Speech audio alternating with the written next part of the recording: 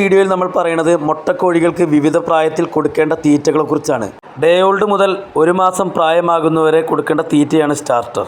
അത് കഴിഞ്ഞ് 1 മാസം മുതൽ കോഴി മുട്ടയിടുന്നത് വരെ കൊടുക്കേണ്ട തീറ്റയാണ് ഗ്രോവർ.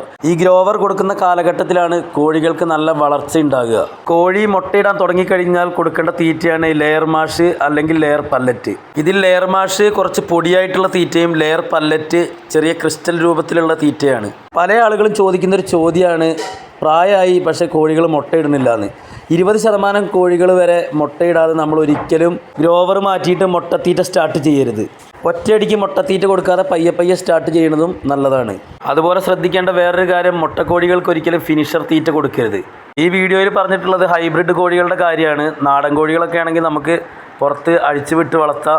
അതുപോലെ തന്നെ പച്ചക്കറി വേസ്റ്റോ അരി ഗോതമ്പ് അങ്ങനെയുള്ള തീറ്റകളൊക്കെ കൊടുക്കുക.